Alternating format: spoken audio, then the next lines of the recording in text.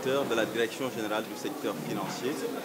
C'est une des 5 directions générales du ministère des Finances et du Budget, et une direction générale qui s'occupe notamment des questions d'intégration. Ce sont les questions d'intégration qui nous réunissent aujourd'hui.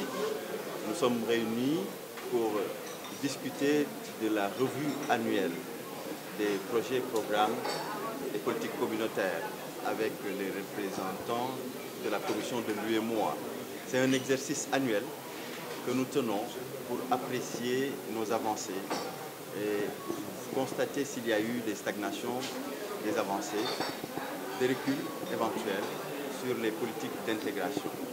Alors c'est un exercice dynamique, pas statique. Donc nous nous réunissons avec les ministères sectoriels pour évaluer sur la base d'une grille qui a été convenue d'un commun accord qui a été partagé. Donc les avancées du Sénégal, comme l'a rappelé Mme Kabo, Mme le représentant du président, c'est un exercice qui se fait également dans les autres 7 autres pays membres de l'UEMOA. Et pour rappeler un peu le processus, il y a des réunions sur des textes convenus, sur des secteurs tels que la santé, l'enseignement supérieur, etc., la culture. Donc les experts se réunissent avec les experts de l'UEMOA, bien sûr, pour convenir un peu de réformes à mettre en place afin qu'on ait les mêmes textes, les mêmes normes dans tous les pays membres de l'UEMOA. Et après cela, les ministères sectoriels se réunissent également sur ces textes pour échanger, procéder à des validations.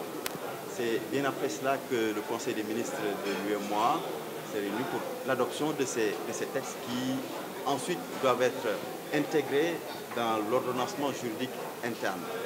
Donc, il peut s'agir de règlements qui sont d'application directe, il peut s'agir de directives qu'il faut intégrer dans la législation qui va passer à l'Assemblée nationale pour les adopter. Il peut s'agir également de décisions d'autres textes réglementaires.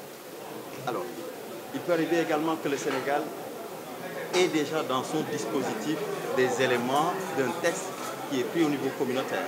À ce moment, il y a un processus bien connu de validation de ces avancements.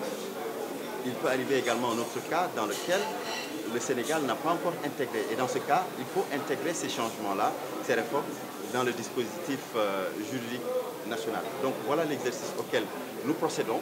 Cette année, nous avons apprécié 131 textes. Il y en a plus que l'année dernière. L'année dernière, nous avions 127 textes, 9 réformes.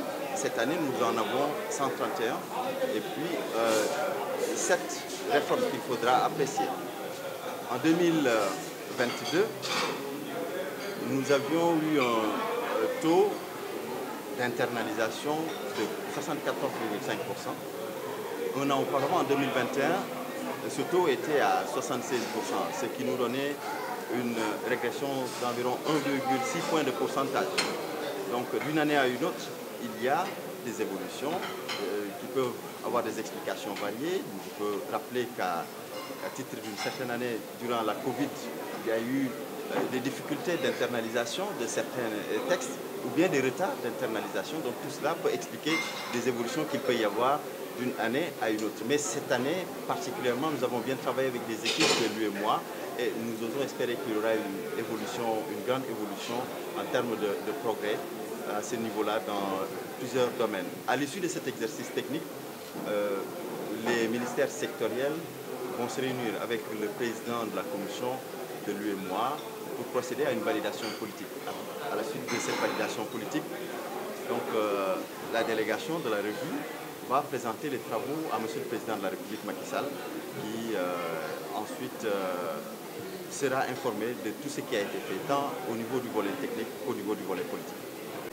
Nous ne pouvons pas faire de projection à l'état actuel. Ce que nous pouvons dire, c'est qu'il y a eu des exercices, des simulations préalables qui nous ont permis, avec l'UEMOA, de voir que le Sénégal a fait un certain bond. À quel niveau il faudra attendre à la fin de l'exercice de revue pour pouvoir savoir quel est le taux de progression du Sénégal en termes d'internalisation des textes. Ce sont des textes qui visent à améliorer les conditions de vie des populations dans l'espace UEMOA, de consolider le marché commun l'UEMOA, quand même, c'est l'occasion de rendre hommage quand même à l'UEMOA qui fait un travail excellent en termes de connexion entre pays membres de l'espace, en termes d'harmonisation des législations qui sont appliquées. Je peux donner l'exemple, par exemple, de la santé, où il y a des tests qui visent à faciliter l'implantation de certaines professions libérales dans tout l'espace de l'UEMOA. Voilà un peu le type d'exercice auquel nous procédons au sein de cette rencontre qui est annuelle.